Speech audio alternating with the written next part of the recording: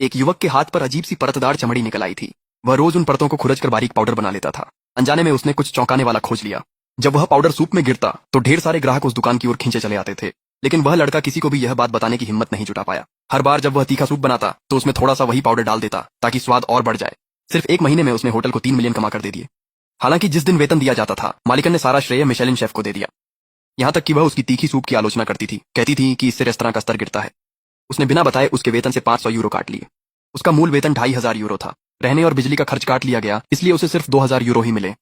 Aunty सुन ने मुझसे वादा किया था कि वह रहने का किराया नहीं लेगी। मैं तुम्हें पैसे देती हूँ, फिर भी तुम जवाब देने की हिम्मत कैसे करते हो? तुम मेरे होटल में रहते और खाते हो, मैं तुम्हें एक प्लेट खाना मुफ्त देती हूँ। अगर मैं तुम्हारे कुछ 100 यूरो काट भी लूँ तो क्या फर्क पड़ता है? सिर्फ एक सूप बनाना कोई बड़ी बात नहीं है। तुम्हें शुक्रगुजार होना चाहिए। मेरे साथ एहसान फरामोश मत बनो। बस करो, अब और मत बोलो। जरा सी बात पर बहस मत करो। मैं तुम्हें सिर्फ इसलिए काम करने देती हूँ क्योंकि तुम अनाथ हो।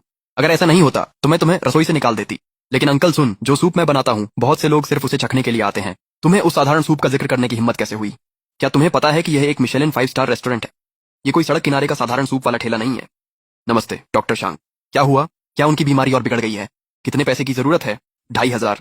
ठीक है, मैं जल्दी से पैसे का इंतजाम करता हूँ। अंकल सुन, आंटी सुन, मेरी बहन अस्पताल में है और उसे तुरंत पैसे की जरूरत है। कृपया इस बार मेरी तनख्वाह मत काटिए। मैं वादा करता हूँ कि इसकी भरपाई के लिए और ज्यादा घंटे काम करूंगा। मैं वो पैसे कमा लूंगा जो काटे जाएंगे। तुम दुखी होने का नाटक कर रहे हो ताकि मुझे भावुक कर सको। मैं तुम्हें बता दूं कि तुम्हारी दुख भरी कहानियां मुझ पर असर नहीं करती। तुम्हारी बहन की समस्याएं हमारी नहीं है। बहुत अच्छा, मैं ये नौकरी छोड़ता हूँ। मैंने शुरुआत में 1000 यूरो जमा किए थे। मेरा पैसा वापस करो और मैं अभी चला जाऊंगा। बिल्कुल ठीक, जो चाहो करो। अगर तुम अपनी मर्जी से जाते हो तो तुम्हारा पूरा डिपॉजिट जब्त हो जाएगा और तुम कोई दावा नहीं कर सकते। तुम लोग मेरे साथ इतने बेरहम कैसे हो सकते हो? यहाँ तक कि तुम लोग मेरा जमा किया हुआ डिपॉजिट भी रख लेते हो। मैं जब चाहूं पैसे रख सकता हूं, तो क्या? अगर तुम्हें मंजूर नहीं है तो उपभोक्ता कार्यालय में मेरी शिकायत कर दो। ठीक है, मैं वो सब याद रखूंगा जो तुम लोगों ने मेरे साथ किया है। अब तो मुझे वो डिपॉजिट भी नहीं चाहिए। बस उम्मीद करता हूँ कि बाद में तुम्हें पछताना ना पड़े। तुम्हारी धमकियां मुझे बिल्कुल नहीं डराती। मैं देखना चाहता हूँ कि तुम एक साधारण सूप बनाने वाले हमसे बदला लेने के लिए क्या कर सकते हो। तुम्हें तो ये भी नहीं पता कि तुम कहाँ खड़े हो।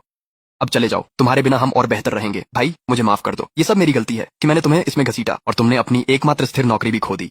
पगली लड़की, तुम ही तो मेरी दुनिया में इकलौती परिवार हो। अगर मैं तुम्हारा ख्याल नहीं रखूंगा तो कौन रखेगा? ऐसी बुरी बातें मत सोचो। तुम्हारी बीमारी जरूर ठीक हो जाएगी। अस्पताल में आराम से रहो। मैं तुम्हें एक बात वादा करता हूँ, एक दिन हम इस घर से बाहर निकलेंगे। हम एक बड़े घर में रहेंगे जिसमें बड़ी बड़ी खिड़कियां और हीटर होगा। दादा दादी, माँ बाप, मैं पूरी तरह से नाकाम रहा हूँ। मैंने शियोनियन को भी अपने साथ दुख झेलने पर मजबूर कर दिया।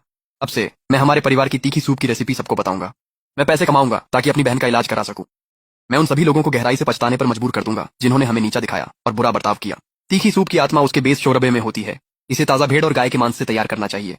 मैं कम गुणवत्ता वाले मशरूम, गुलदाउदी या ग्लूटेन भी नहीं खरीद सकता।